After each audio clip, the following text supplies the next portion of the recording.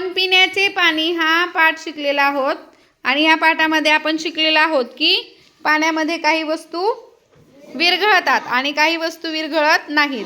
तर या प्रयोगासाठी साहित्य घेतले आपल्याकडे इथे आहे पारदर्शी ग्लास आणि त्याच्यामध्ये आहे पाणी, इथे आहे साखर, गव्हाचं पीठ, मीठ, हळद, माती आणि ही आहे तुरटीची पूड, जे आपण पूड स्वतः तयार केली आता तुरटी फोडून।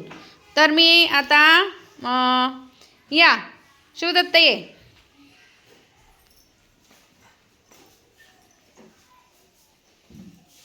हां मिसळा। काय मिसळता तुम्ही?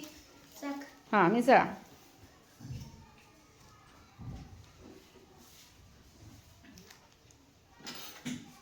ग्लासला हात लाव, सांडेल नाही तर।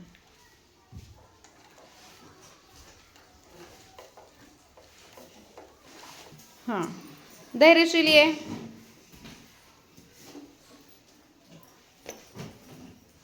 हळद,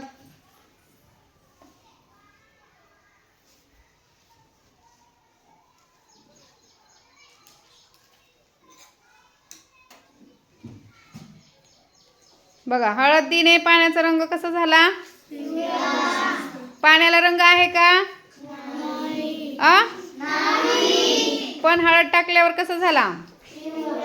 पिवळा। हां पुढे सौरभ,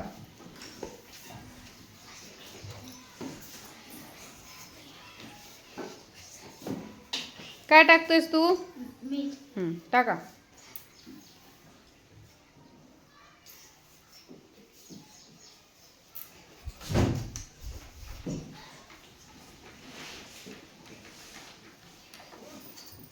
हां चल अस्मिता, काय टाकतेस?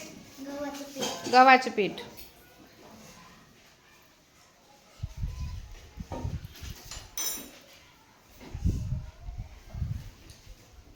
आणखी टाक पीठ।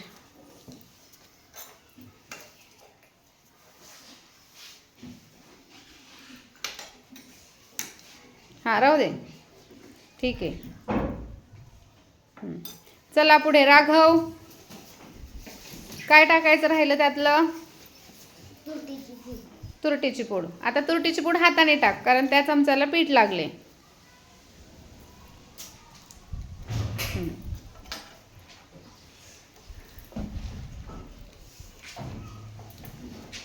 Very good.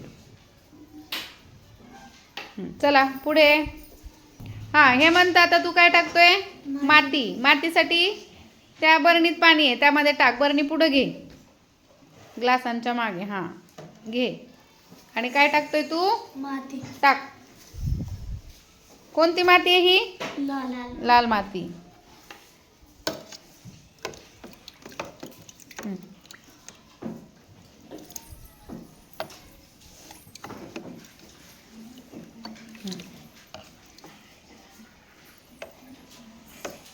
ठीक आहे जात। बघा आता पहिल्या याच्यामध्ये आपण काय टाकलेलं? साखर दिसते का? थोडीशी दिसतेय, पण ती थोड्याच वेळात विरघळणार आहे, बरोबर? साखर खूप टाकलेली आपण, पण ती साखर पाण्यामध्ये काय झाली? नाहीशी झाली, विरघळली, बरोबर की नाही? त्यानंतर ही काय आहे? हळद पण पाण्यामध्ये विरघळली का? नाही, खाली बसते पूड। हळदीचे कण पाण्यामध्ये दिसत आहेत आपल्याला, बरोबर की नाही? पिवळे। त्यानंतर हे आहे मीठ।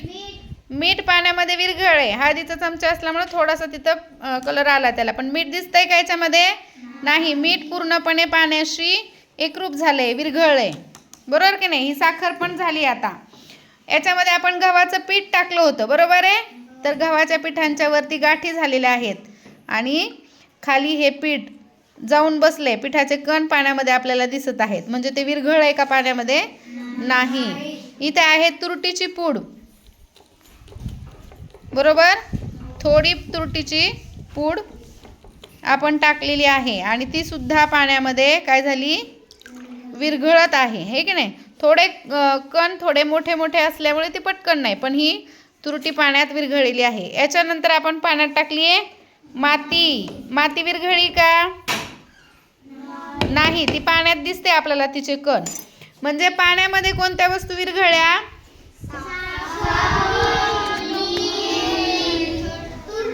तुरटी. साखर, मीठ आणि तुरटी. आणि न विरघळलेल्या वस्तू?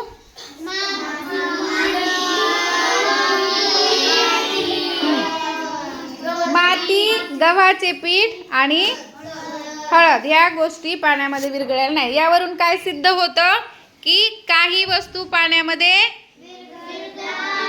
तर काही वस्तू पाण्यामध्ये विरघळत नाहीत.